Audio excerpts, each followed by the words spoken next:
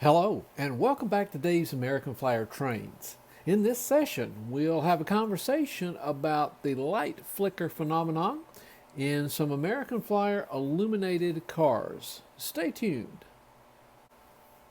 I'm in receipt of an email from a viewer, a YouTube viewer, much like yourself, recently about how to eliminate the flicker from these 630 Reading cabooses.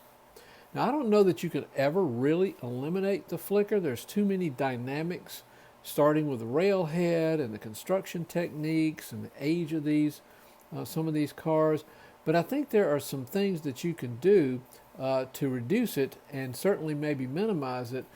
I feel like in some of my passenger coaches in particular that I have practically eliminated it. So let's take a look at that. And these practices that I will concentrate on with these Reading 630 cabooses are certainly transferable to any illuminated piece of rolling stock from American Flyer. Well, first, if you want written documentation and something you can read and that's tangible and you can take notes on, I recommend the article that you see in the background, which was in the January 2017 issue of Classic Toy Trains, Steady Lighting for an American Flyer Caboose. And sure enough, the author, as well as the person that sent me the recent email request, focuses on, ta-da, the 630 Reading caboose. These going all the way back to 1946. I pulled several out from my own collection that I'll focus on. But first, in the article, the author did a great job. There's pictures. It's broken down into sections. It's almost 4 pages long. So it's kind of an ideal documentation of a process if that's what you prefer, stepwise process with some illustrations. He talks about the electrical circuit, and I'll cover these as well. The light fixture itself, the body removal, wiring, trucks and wheels. And let's go on over here and take a look. Axle removal, axles, trucks again, and weighting. About the only thing that I don't agree with and probably would not practice on these cars is the additional weight. Now, sure, that might get them to press down a little bit better on the rail head. I mean, these cars rock and move very similar to a full-scale train. Full-scale train, of course, they're more noticeable, but if you ever watch your trains in slow motion, you'll actually see these cars making that side-to-side tilting motion as they go down the rail head. So it's a great article, and I highly recommended it. January 2017, Classic Toy Trains. I used from my collection 2 630 Reading cabooses from the 1946-47 era that I thought what I would use to illustrate my own personal technique and then highlight some of the materials and construction technique in these cars that you could adjust and work on to maybe improve on the flicker. Now, I think these will transfer over to most anything, including these streamlined coaches. These are some of my best performing cars as far as no flicker whatsoever. I think that's probably because of their weight and maybe because of their wheelbase. Same thing on the New Haven heavyweights that I rebuilt. These, of course, have the die-cast frame. The streamlined coaches do not. Those are sheet metal. These both are die-cast as well. And you can even probably take some of these practices right down to things like these Searchlight flat cars, which have a different type of construction technique and pickup and electrical flow. But again, it's something that you can work on, especially if you're willing to remove this platform right here, this black platform, and get underneath and see how the contacts are made. So what we'll talk about in these sessions will probably be transferable to that. When I'm working on one of these cabooses, I always go ahead and start with a complete breakdown. Now this one is from my 4611 from 1946. I noticed that it has a thick shank non-weighted coupler, so I think this is probably very authentic and probably from a 1946, the 4611 that came with a Hudson locomotive. There's no reason to doubt that train set probably went on into 1947, which starts dating these link couplers. The other one that came with an estate sale that had a catalog train set 4605, I have my doubts that it wasn't maybe swapped out for a different chassis, or the owner put in these weighted link couplers, because these brass weights date to about 1949. Excuse me, 1948. So these may have been swapped out, but nonetheless, there is a point I want to make about this particular caboose. Now, what I start with is complete disassembly, and let's take a look at that first. As the author mentions in his article, he's going to remove the chassis from the body, or extract the body off of the chassis. I do too. I simply start there before I start doing any detailed work. And I'm going to put a drop of penetrating oil in each corner on these pins. I wouldn't call these rivets, I'd call them pins. Now, you're going to notice right away that this is a slotted screw. And that's because at the time I did not have any extra pins when I rebuilt this one. And I found these 4 matching, very tiny slotted screws that work very well on this one, so I went ahead and used them. Henceforth, though, I have been using pins. They're not really rivets, because rivets are closed on both ends. Normally you'll find pins, but nonetheless, I'll put a drop of penetrating oil on a pin, invert the car, and leave it overnight so that penetrating oil works down through it. Now, you can always clean the oil off later during the washing process, but it's not going to hurt the plastic at all. And as a matter of fact, it's going to make the insertion of the pin when you put it back together a lot easier. Then I'll take a very small, very sharp flathead screwdriver and start prying around the edges, lifting the chassis out very, very gently. I have a lot of patience to do that, and I highly recommend it. You don't want to get in a hurry, because the last thing you want to do is to start breaking those places where those pins are seated. You're going to need that again. So I work around these seams right here between the plastic and the chassis. I even work some on the pins, on the pin heads, until I can lift them.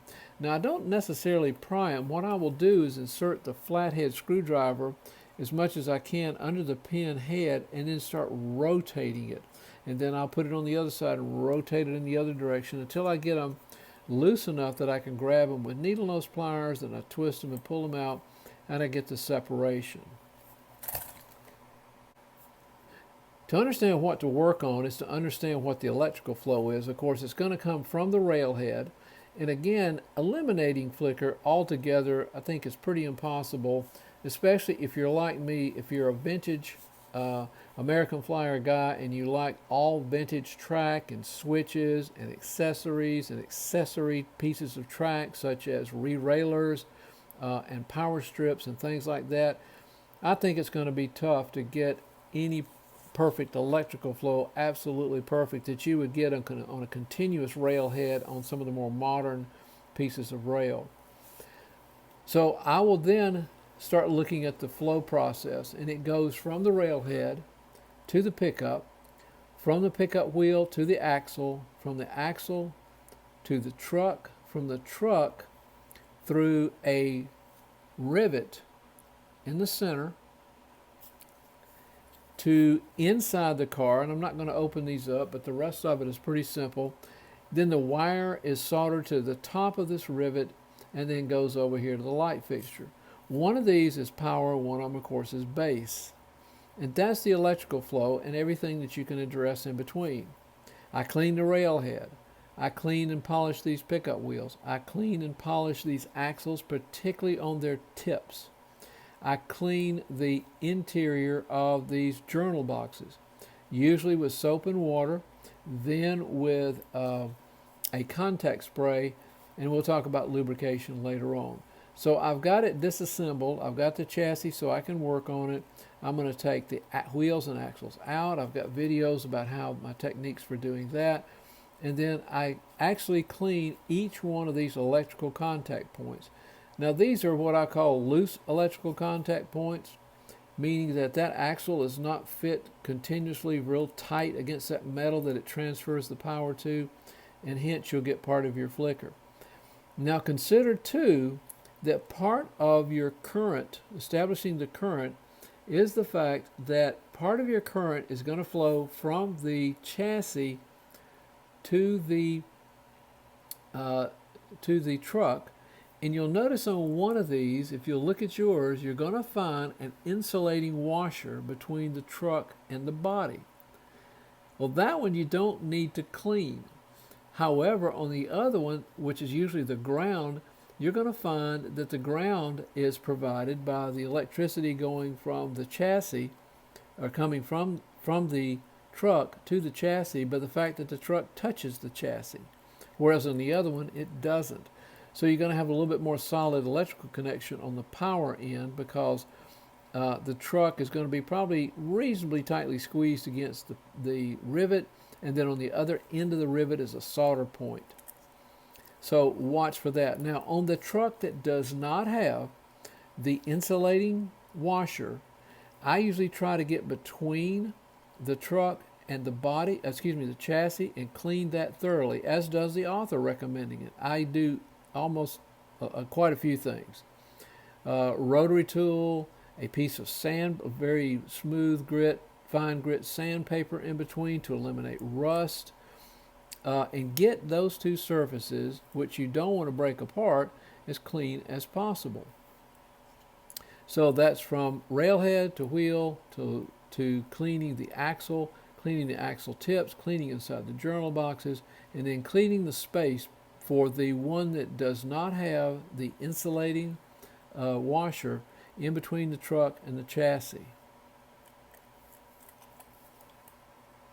On the interior, which would be easier to be seen, of course, if we had taken the body off, I work on the light socket, the light base, the bulb base, all cleaning each one of those. I usually use a light rotary tool at very low RPMs to clean the bulb base, the socket, and this bracket thoroughly, because there is part of your current is the fact that this base or socket base touches the body of the car. So I cleaned those very, very thoroughly to make sure that the surfaces are very clean and probably can get maximum performance on current flow. Same thing on the bulb. Just make sure the bulb is tight, of course. I clean on the interior of this, and then I lightly coat the bulb base and this socket with CRC 226, which not only will lubricate lightly, but it enhances electrical flow. And I put it in there so that the bulb does not corrode in the base, gets maximum flow, and is very easy to insert and remove and twist in and out. Now let me show you one that I really had to spend a lot of time on. You can see the rust pitting on this one. Looks a lot different than this one, which had no rust on it.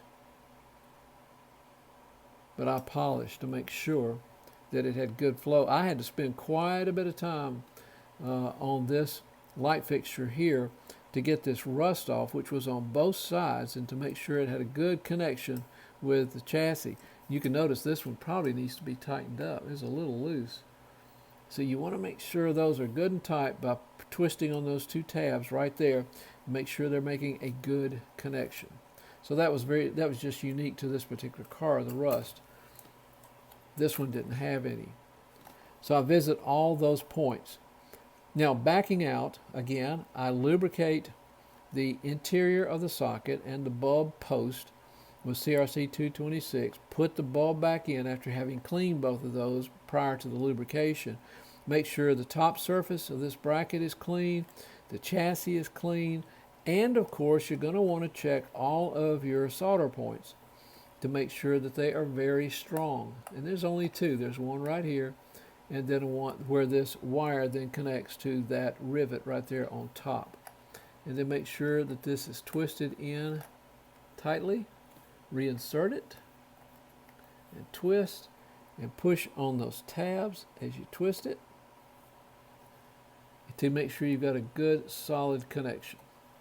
Now backing out in lubrication, I lubricate the interior of each one of these journal boxes with CRC 226 that again lubricates and enhances current flow. I don't know that it's bad to use something like a lightweight oil like a 3-in-1, but I try to maximize the current flow by using CRC 226. I also put CRC 226 on the truck that does not have the insulating washer, such as this one. I will lubricate down in there with CRC 226 because that is the contact point where this thing moves back and forth. Whereas the other one has the wire and should have the insulating washer, whereas this one provides the ground. So the tips of the axles are going to be lubricated. You want the axles clean. If you have a car, maybe like a Searchlight flat car, that has what is called a wipe or swipe spring, which is a leaf spring that presses against the axle, not only do you want the leaf spring to be extremely clean and lubricated with CRC 226, you want the axle to be likewise to be cleaned and lubricated. So that's my techniques for cleaning up these cabooses or any other illuminated car. It's exactly what I used on my passenger coaches to clean those and to minimize the amount of flicker. Just work at it, pay close attention to each of the electrical flow contact points, and understand that they're more than just the bulb base and the bulb and the solder points, that they are in fact things like the bracket for the bulb, the chassis, and the trucks play an integral part of that. Thanks again for watching Dave's American Flyer Trains. So long, everyone.